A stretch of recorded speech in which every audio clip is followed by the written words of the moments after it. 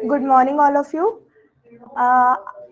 आज हम BSc part second के पेपर फर्स्ट के सिलेबस के बारे में डिस्कशन करेंगे। मेरा नाम भुनीति सोलंकी है और मैं जूलॉजी डिपार्टमेंट से हूँ। यहाँ पर जैसे कि आप लोग जानते हो, हर एक पेपर में हमारी 5 यूनिट्स होती हैं, तो यहाँ मैंने उन्हीं 5 यूनिट्स के कुछ इंपॉर्टेंट टॉपिक लिखे हैं जिनसे रिलेटेड क्वेश्चन आपको एग्जाम में दिखेंगे ही दिखेंगे। ठीक है, तो आइए हम इनके बारे में डिस्कशन करते हैं। यूनिट नंबर फर्स्ट जो है उसमें हमें ऑर्थोपोडा के बारे में पढ़ना है। ऑर्थोपोडा वैसे आप लोग जानते ही होंगे, सबसे बड़ा फाइलम जो है हमारे एनिमल किंगडम का, वो सबसे बड़ा ही कौन है? ऑर्थोपोडा। तो यहाँ ऑर्थोपोडा के बारे में ही हमें पढ़ाया गया है यूनिट फर्स्ट में, जिसमें मेनली सबसे इंपॉर्टेंट टॉपिक जो है वो है ऑर्थोपोडा के सामान्य लक्षण, जनरल कैरेक्टर्स एंड उसका क्लासिफिकेशन। ये मे भी आपको 10 मार्क्स के क्वेश्चन में आपको एग्जाम में दिखेगा सेक्शन सी में। उसके अलावा इस यूनिट नंबर फर्स्ट में हमारा एक स्पेशल मेंबर लिया गया है प्रॉन। तो उस प्रॉन का पाचन तंत्र, तंत्रिका तंत्र और परिसंचरण तंत्र, ये सबसे ज्यादा इंपॉर्टेंट है। इससे रिलेटेड क्वेश्चन दिखते ही दिखते हैं। एंड आते आते हमारा एक और टॉपिक आता है क्रिस्टेशिया के लार्वा। देखिए इस पेपर फर्स्ट में इस साल आपको बहुत सारे लार्वा दिखेंगे अलग अलग फाइलम के, तो लार्वा तो सभी के ही इंपॉर्टेंट है।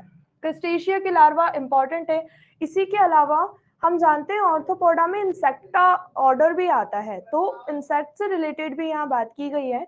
तो एपिकल्चर मधुमक्खी पालन और सेरिकल्चर रेशम कीट पालन, ये दो पालन भी यहाँ बहुत ज्यादा इंपॉर्टेंट है। ठीक है, तो अगर आप यूनिट नंबर फर्स्ट में ये टॉपिक भी अगर आप कवर कर लेते हैं तो आपके 15 नंबर के क्वेश्चंस आराम से कवर हो जाएंगे। उसके बाद हम यूनिट सेकंड की बात करें तो यूनिट सेकंड में हमको पढ़ना है संघ मोलस्का। मोलस्का के बारे में आप जानते ही होंगे, ऑर्थोपोडा के बाद में सबसे बड़ा संघ यानी सेकंड नंबर पे बड़ा संघ कौन है? मोलस्का है। मोलस्का में यहाँ पर इंपॉर्टेंट वही है मोलस्का का वर्गीकरण और उसके सामान्य लक्षण। उसके बाद में मोलस्का के लार्वा, मैंने आपको पहले ही बता दिया लार्वा सभी के इंपॉर्टेंट हैं। इसके अलावा ग्लोचिडियम लार्वा यहाँ ज्यादा इंपॉर्टेंट है। ये 5 नंबर में सेक्शन बी के 5 नंबर में आपको इसका एक अलग से क्वेश्चन मिलेगा ही मिलेगा। इसके अलावा एक और इसी से रिलेटेड इंपॉर्टेंट है गैस्ट्रोपोडा में एठन। अगर आप ये कवर करते हैं तब भी आपके 16 नंबर के 15 नंबर के क्वेश्चन आराम से कवर हो जाएंगे। उसके बाद आगे चलते हैं यूनिट नंबर थर्ड में इकाइनोडर्मेटा संघ हमको पढ़ना है। इकाइनोडर्मेटा में स्टारफिश आती है, तो यहाँ पे वही इकाइनोडर्मेटा के सामान्य लक्षण और वर्गीकरण तो हमको पढ़ने ही है। साथ में स्टारफिश की संरचना पढ़ा होगा आपने, एबोरल सतह होती है, ओरल सतह होती है, उनपे भी स्ट्रक्चर होती है डिफरेंट डिफरेंट टाइप की, वो स्ट्रक्चर इंपॉर्टेंट है यहाँ पर।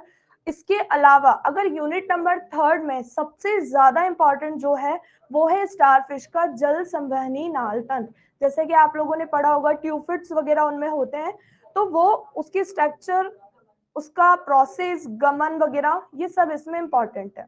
बाकी काइनोडर्मेटा के लार्वा वो तो मैंने आपको पहले ही बता दिया, लार्वा सब में इंपॉर्टेंट है ही सही। यूनिट नंबर 4 की हम बात करें तो इसमें हमको पढ़ना है संघ हेमिकॉर्डेटा। तो हेमिकॉर्डेटा आप समझते ही होंगे ये क्या होता है। इसका नाम हेमी मतलब अर्ध होता है, क्योंकि ये अर्ध कॉर्डेटा क्यों है? क्योंकि ये अकशेरुकी और कशेरुकी, नॉन वर्टिब्रेट और वर्टिब्रेट दोनों के ही समान ये स्ट्रक्चर दिखाता है, संरचना शो करता है, इसलिए हम इसको क्या कहते हैं? हेमिकॉर्डेटा। और हेमिकॉर्डेटा में हमारे यहाँ पर सिलेबस में जो मेंबर दिया गया है वो है बेलेनोग्लॉसिस। तो हेमिकॉर्डेटा की बंधुता, बंधुता मतलब होता है भाईचारा, रिलेशन, एफिनिटी। ठीक है, तो अभी हमने बात की है कि ये अकशेरुकी जैसी भी समानता दर्शाता है और कशेरुकी जैसी भी होता है, तो यहाँ पे ये बंधुता वाला जो टॉपिक है वो सबसे ज्यादा इंपॉर्टेंट है। उसके बाद में हेमिकॉर्डेटा के सामान्य लक्षण, जनरल कैरेक्टर्स तो हमको सबके पढ़ने हैं ही सही। इसके अलावा बेलेनोग्लॉसिस की संरचना, संरचना भी यहाँ इंपॉर्टेंट है। और सबसे इंपॉर्टेंट है बेलेनोग्लॉसिस का टॉर्नेरिया लार्वा। टॉर्नेरिया लार्वा का अलग से सेक्शन बी में क्वेश्चन देते हैं और ये रिपीट होता ही रहता है। लास्ट हमारी यूनिट है यूनिट नंबर 5। इसमें हमें दो चीजें पढ़नी है, एक तो है यूरोकॉर्डेटा, एक है सेफेलोकॉर्डेटा, और ये दोनों ही हमारे कॉर्डेटा की स्टार्टिंग ग्रुप्स हैं। यूरोकॉर्डेटा में आपको पढ़ना है हर्डमानिया और सेफेलोकॉर्डेटा में आपको पढ़ना होगा एम्फीऑक्सिस। ठीक है, तो एक तो यूरोकॉर्डेटा सेफेलोकॉर्डेटा की बंधुता वाला जो टॉपिक है वो आपके यूनिट नंबर 4th और 5th में ही मिलेगा और डेफिनेटली आपको 10 मार्क्स में मिलेगा, यूरोकॉर्डेटा और सेफेलोकॉर्डेटा की बंधुता। इसके अलावा हर्डमानिया में पाचन व अशन, ये भी 5 मार्क्स में क्वेश्चन ये बहुत सी बार पूछा गया है। और सबसे इंपॉर्टेंट है एसिडियन टैडपोल लार्वा व उसका कायांतरण।